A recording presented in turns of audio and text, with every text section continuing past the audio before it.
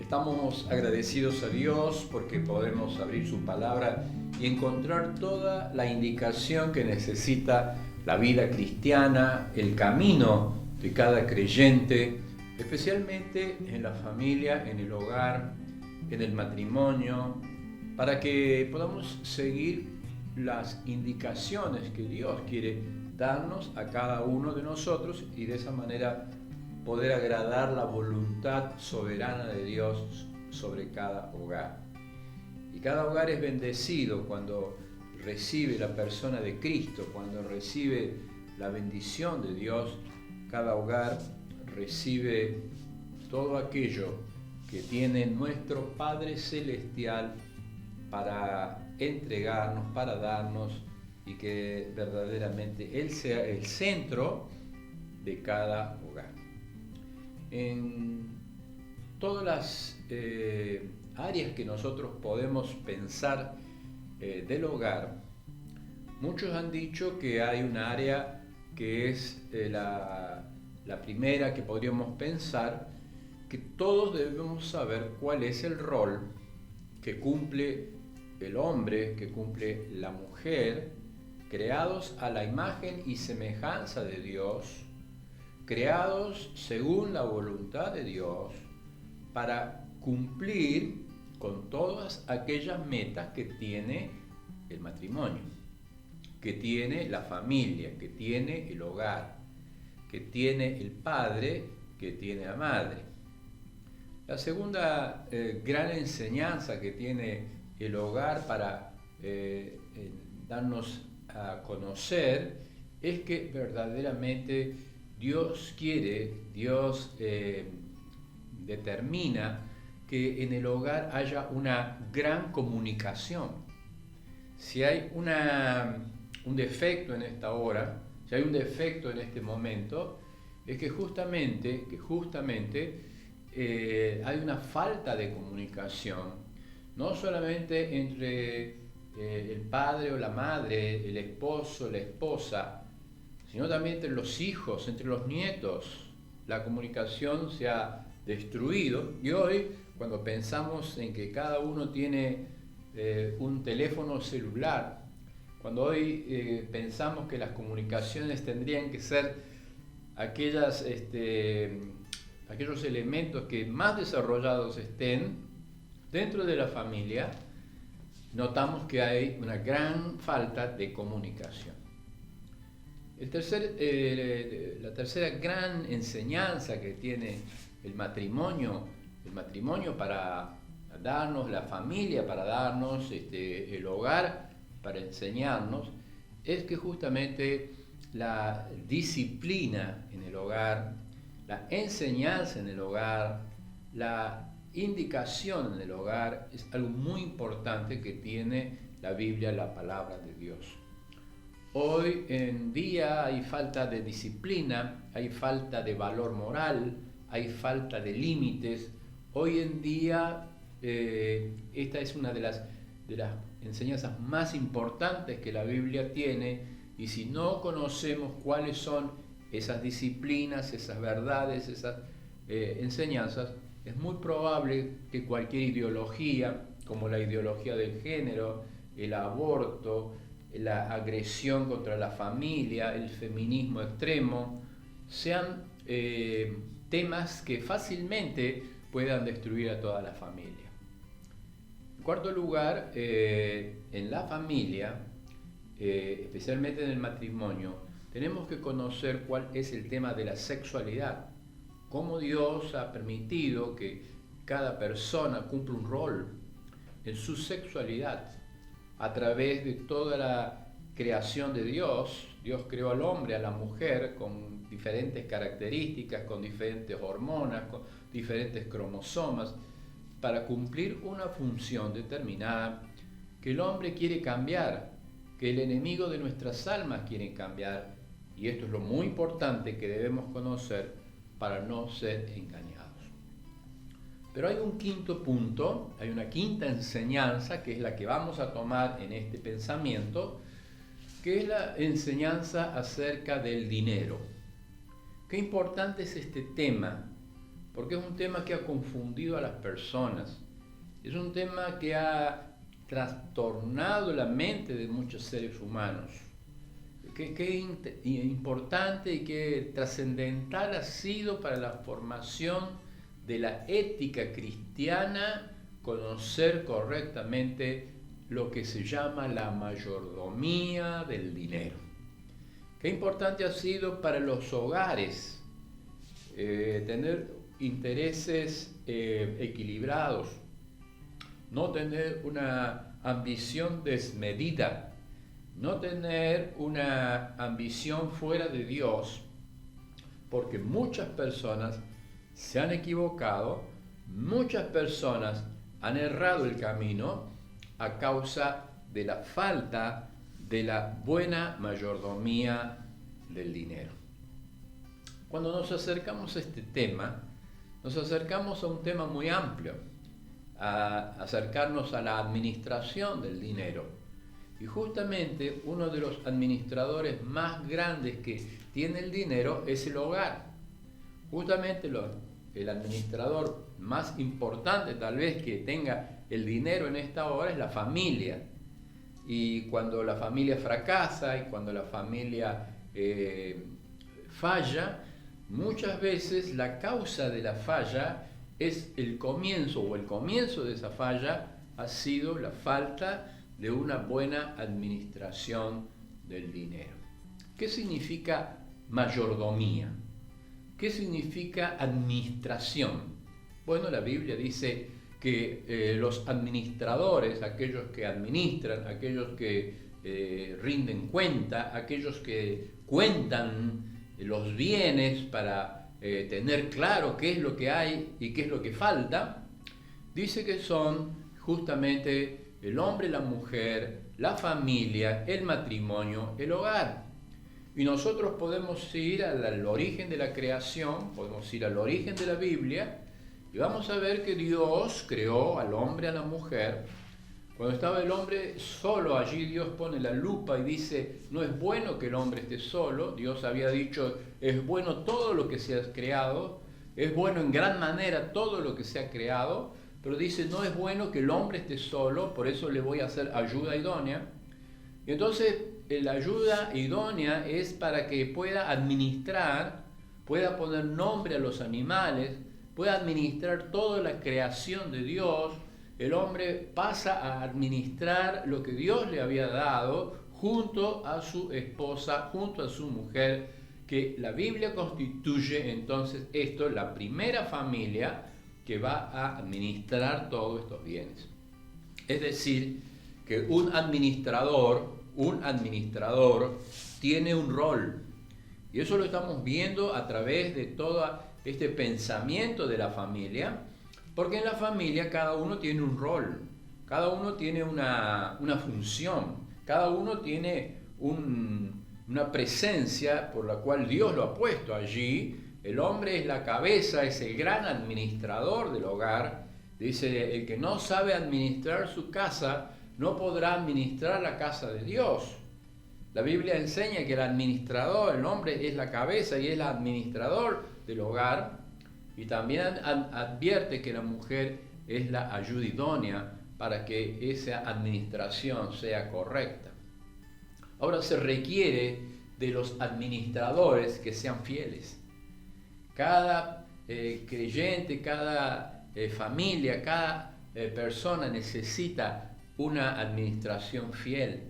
Muchas veces somos infieles en la administración, somos como un mayordomo infiel, un mayordomo que falla, un mayordomo que roba, un mayordomo que no administra correctamente los bienes de Dios, y por eso la administración no es correcta, no es buena, y a veces es lo que provoca el derrumbe de la familia. Pero ¿cuáles son los recursos que tenemos para administrar?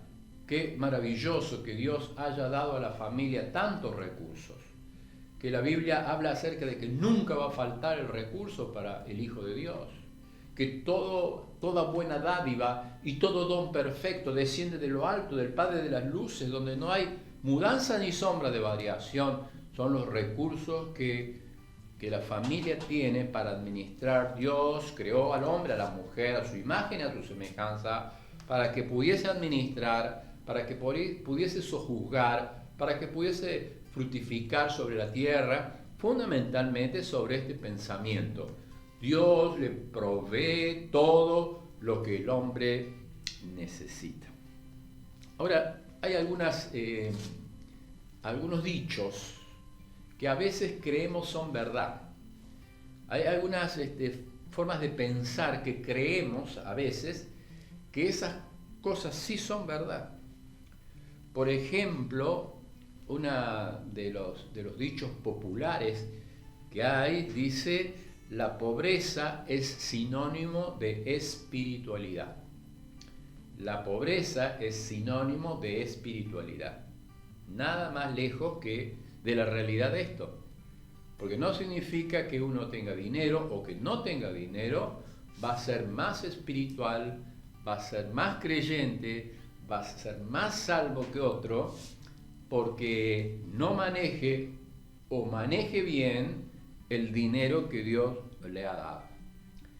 Otros dicen, otro dicho popular falso, dice: el dinero hace la felicidad. Bueno, algunos dicen, bueno, no la hace, la compra.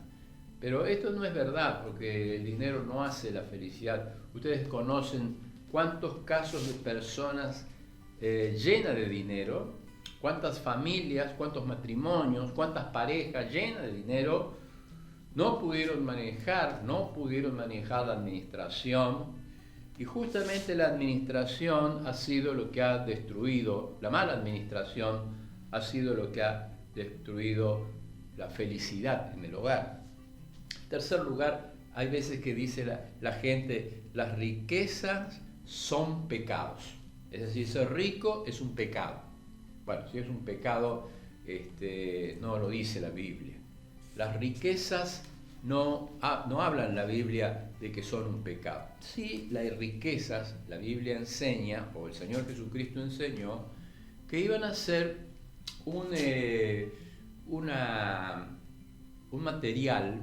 Las riquezas iban a ser un material, iban a ser una característica importante donde el hombre se iba a detener, donde el hombre se iba a defender, donde el hombre iba a creer que iba a estar fuerte. Por eso las riquezas en el Señor Jesucristo varias veces la repite y habla acerca de hombres ricos que era difícil que ellos entraran al reino de los cielos. Por ejemplo, en Lucas capítulo 12, él habla acerca de un rico insensato, un hombre que se basó, se confió en sus riquezas, y sin embargo cuando llega la muerte no hay riquezas, no hay poder que la pueda detener. Él habló en el capítulo 16 del rico y de Lázaro, también un hombre rico que pensaba que por sus riquezas, por sus vestidos, que por sus grandes fiestas podía detener la muerte, y sin embargo no pudo detener aquella tremenda agresión, tremendo lugar donde fue enviado. Sin embargo, las riquezas no pudieron detenerlo. En tercer lugar, el Señor Jesucristo, el mismo Lucas, va desarrollando otro personaje que a través de sus riquezas se toma de las riquezas, se abraza las riquezas que impiden llegar al cielo. Dice que un joven rico corrió a Jesucristo y postrándose le preguntó: ¿cómo puedo hacer para entrar al cielo? Y entonces el Señor le dijo lo importante que era deshacerse de todas esas riquezas y poderle seguir. Pero aquel muchacho se fue triste porque amaba las riquezas, amaba el dinero y no pudo seguir a Jesús. Ahora, nuestra enseñanza en cuanto a la familia, quisiera que todos pudiésemos pensar en tres enseñanzas muy importantes que la Biblia tiene para la familia y para que nosotros podamos ser aquellos obreros dignos del Señor. ¿Por qué? Porque administración del dinero no es algo que detiene nuestra marcha espiritual. En primer lugar, reconocer que hay un sistema adecuado de valores. Hay un sistema adecuado de valores. Es decir, el creyente siempre es una persona medida, es una persona ecuánime, es una persona con discernimiento y sabe qué valor tiene el dinero delante de Dios. En segundo lugar, evitar la esclavitud financiera. Muchos cristianos, muchos hogares, muchas familias viven esclavos de las finanzas. Es decir, cómo poder enfrentar la esclavitud para ser libres, porque verdaderamente el Evangelio nos hace libres. Pero hay veces que muchas de estos temas hablan acerca de que el creyente está esclavo del dinero. Y por último, hablar de las ofrendas. Serían estos tres pensamientos que quisiéramos tener acerca de la mayordomía del dinero en la familia.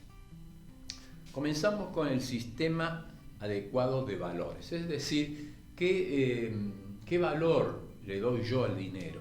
Es decir, ni un extremo en el cual yo me desligo y no pienso que realmente tengo una responsabilidad delante del dinero, como aquel extremo en donde la persona se desvive, la persona pierde todas las prioridades también por el dinero. Vamos a leer entonces en primer lugar en 1 Timoteo capítulo 6. 1 Timoteo capítulo 6. Para toda la familia que está escuchando esta enseñanza, dice así la Biblia, la palabra de Dios: pero gran ganancia es la piedad acompañada de contentamiento, porque nada hemos traído a este mundo y sin duda nada podremos sacar. Así que, teniendo sustento y abrigo, estemos contentos con esto. Porque los que quieren enriquecerse caen en la tentación y lazo en mucha codicia necia y dañosa que hunden al hombre en destrucción y en perdición. Porque la raíz de todos los males es el amor al dinero, el cual, codiciando, algunos se extraviaron de la fe y fueron traspasados de muchos males. Qué importante esta lección que nos da el apóstol Pablo, que nos enseña claramente el verdadero valor que tiene el dinero, el verdadero valor del contentamiento.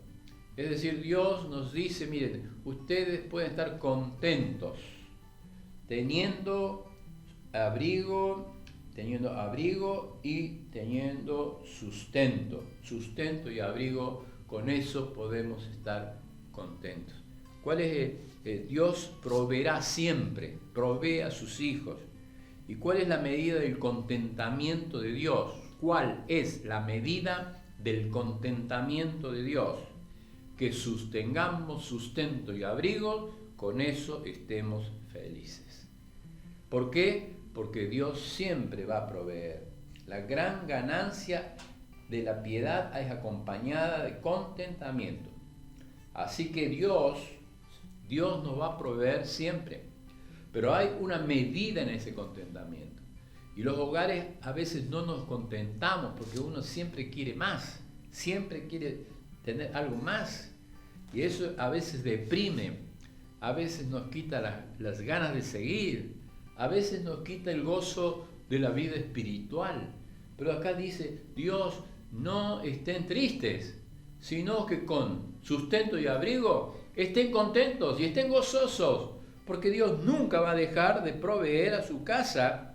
Él es el Redentor, Él es el que nos ha creado, es el Redentor, es el que nos sustenta. Y dice el Salmo 100, versículo 3, que Él es el que nos hizo y no nosotros a nosotros mismos. Dice que Job en capítulo 1, versículo 21, dice que reconoce que todo lo que tiene, lo tiene porque Dios se lo ha dado. Y es lo que dice acá, nada hemos traído a este mundo y nada seguramente vamos a llevar. Qué extraordinario cuando uno se acerca al contentamiento de Dios. Dios nos ha provisto, Dios nos va a seguir proveyendo. ¿Por qué? Porque la medida de gozo que debe tener un creyente es que con sustento y abrigo estemos felices.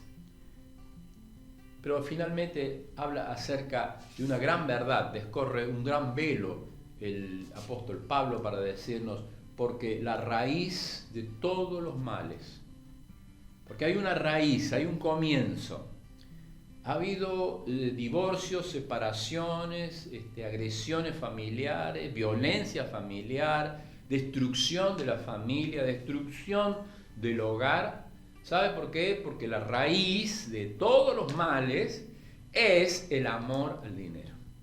No es el dinero, es el amor al dinero.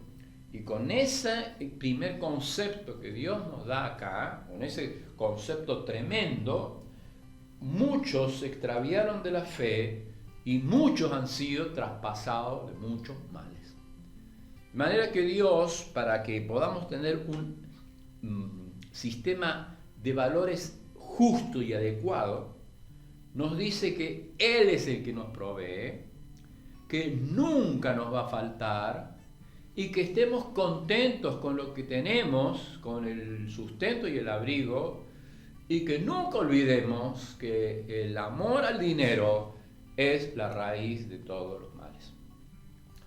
Dice que el gran Alejandro Magno, cuando falleció a los 33 años, después de haber tenido una gran depresión porque ya no había lugar en el mundo para conquistar, en una enfermedad que en esa época era mortal, era una peste mortal, muere, y dice que él indica que cuando lo lleven en el féretro, sus manos vayan recorriendo, el féretro vaya recorriendo el pueblo, sus manos estén afuera del féretro, para indicar a las personas que nada había traído al mundo y que nada podía él llevarse de este mundo, indicando un gran hombre de la historia que realmente las riquezas nunca iban a poder detener la muerte y la destrucción. En primer lugar, entonces, un valor adecuado que Dios da al dinero es lo más importante que tenemos que tener en cuenta. Pero en segundo lugar, el segundo escalón que yo quiero tener en cuenta es lo que dice Lucas 14, 28. Lucas, el Evangelio de Lucas 14, capítulo 14, el versículo número 28, que dice así la Biblia: porque ¿quién de vosotros que queriendo edificar una torre no se sienta primero y calcula los gastos para ver si tiene lo que necesita para acabarla? No sea que después de que haya puesto el cimiento no pueda acabarla, y que todos los que lo vean comiencen a hacer burla de él.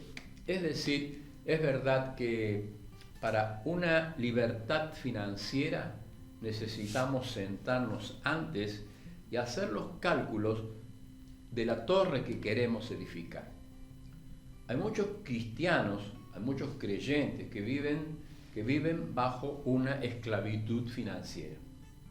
Las tarjetas de créditos, los créditos que sacamos tal vez sin tener un pensamiento claro, sin haberlo planificado previamente. Muchas veces el matrimonio comienza a enfrentarse por estas causas de ¿qué? De no haber preparado de no haber preguntado, de no haber consultado, de no haber averiguado si nosotros podemos o no enfrentar este tema de la globalización, del consumismo, del materialismo al cual estamos expuestos, y entonces entramos en un sistema donde se nos hace esclavos financieros, donde no podemos pagar, donde no podemos hacer frente a estos compromisos, donde no tenemos tiempo porque tenemos que trabajar de más para poder pagar todas estas cuentas que a veces hemos tomado sin haber tenido, como dice aquí la Biblia, sin haber habernos sentado, haber calculado los costos, haber calculado los gastos para poder ayudar a otros. Esto simplemente es una esclavitud financiera cuando, hermanos, gastamos más de lo que ganamos. Y cuando una persona gasta más de lo que gana, entonces es muy probable que esa persona en poco tiempo sea un esclavo financiero. Necesitamos volver a la Biblia. Y la Biblia nos enseña que toda la familia es un administrador que se debe sentar antes de hacer el gasto, se debe sentar, se debe calcular para poder hacer la torre. Porque si ya empieza a hacer la torre y dice, bueno, comencemos los cimientos, y cuando está edificando no la puede terminar, es muy probable que todos los demás, todos los que están alrededor, se van a burlar porque esa persona no pudo hacer esa torre. ¿Qué trae la esclavitud financiera? Preocupación, mal humor, avaricia, resentimiento.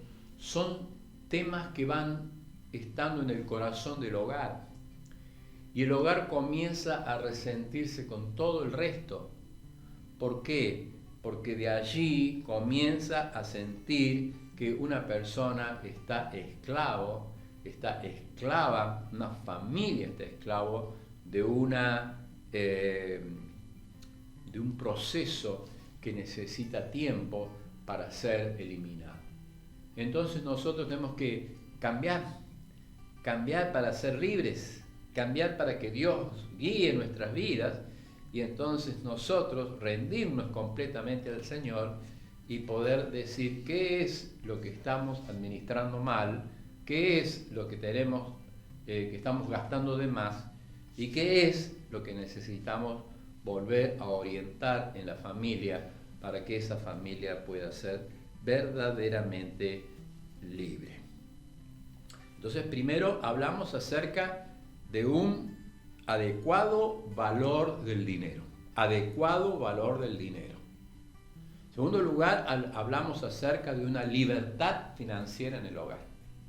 Pero en tercer y último lugar, vamos a hablar acerca del tema que es fundamental para la Biblia, que es el tema de las ofrendas. El tema de las ofrendas aparentemente es un tema que es algo material. Pero lejos de ser algo material, la Biblia enseña que la ofrenda es una actitud espiritual, es una actitud espiritual que muestra la actitud del corazón, y que evidentemente está mostrando lo que hay en el corazón del ser humano. Toda la ofrenda viene como consecuencia de que en el hogar la familia está administrando correctamente y que le está dando la parte importante de la ofrenda, porque no habla acerca de cantidad, sino de calidad. La ofrenda es lo que le damos al Señor como primer lugar. Es decir, muchas veces la ofrenda es lo que nos sobra. Muchas veces la ofrenda es lo que nos quede. Muchas veces la ofrenda queda para otro mes. Pero sin embargo, la Biblia enseña que Dios busca lo primero. Dios es un Dios de orden. y busca lo primero, cuando usted ordene su vida, ordene la administración del dinero, ordene la mayordomía del dinero, se va a dar cuenta que lo primero, no es la cantidad, es lo primero, es para el Señor. Y lo primero para el Señor está dado en 1 Corintios capítulo 16, versículo 1, dice: en cuanto a las ofrendas para los santos, haced vosotros de la manera que enseñé, ordené en las iglesias de Galacia. Es decir, que esta es una enseñanza para las iglesias del Nuevo Testamento. Dice acá: cada primer día de la semana, cada uno de vosotros ponga aparte algo, según haya prosperado, guardándolo para que cuando yo llegue no se recojan ofrendas. Y cuando haya llegado, a quienes hubiere designado por carta, a estos enviaré para que lleven vuestros donativos a Jerusalén. Esta es la indicación del apóstol Pablo para las ofrendas. Hermanos, necesitamos entender que la ofrenda sale del hogar, porque el hogar es la primera iglesia donde se adora, la primera iglesia donde se ora, y de la familia, y donde toda la familia está dispuesta a adorar, está dispuesta a entregar, está dispuesta a rendirse al Señor.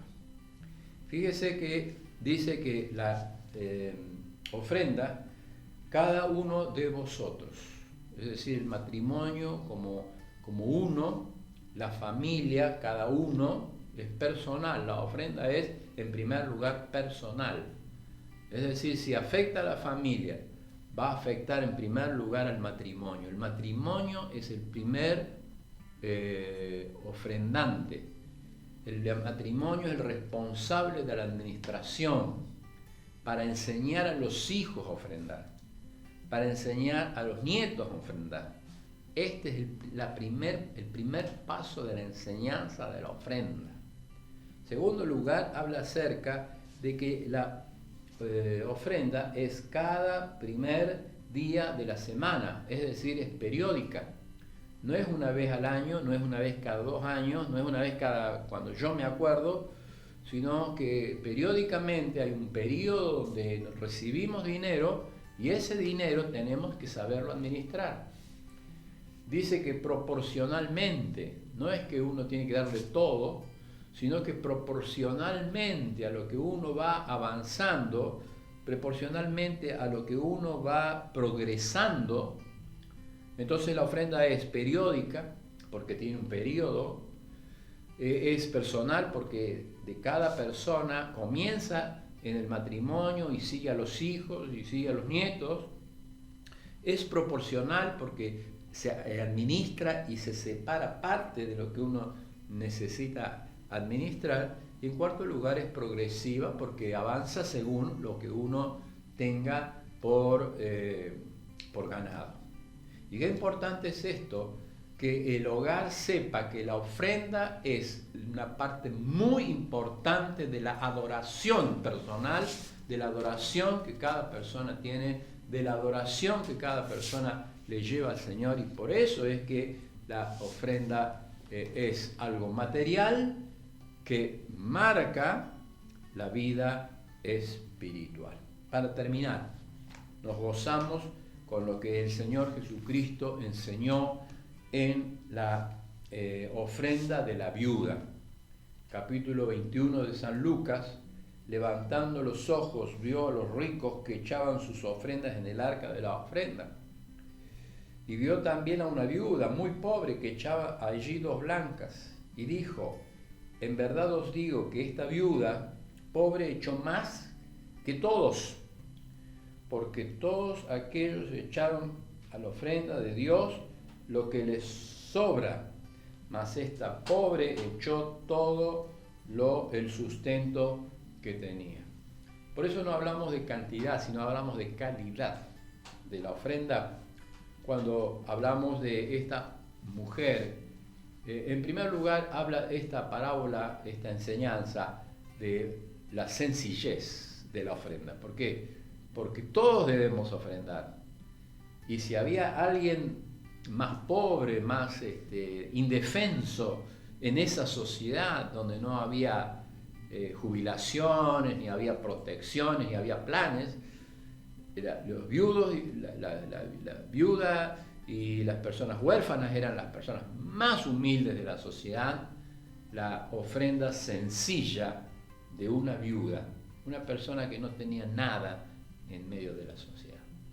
En segundo lugar, no solamente que es sencilla, sino que es sabia, porque dio dos blancas, dos monedas las más simples, pero con mucha sabiduría, porque la ofrenda era para aquellos que sostenían el templo y otras eran para los sacerdotes del templo, y entonces ella con sabiduría pudo ofrendar.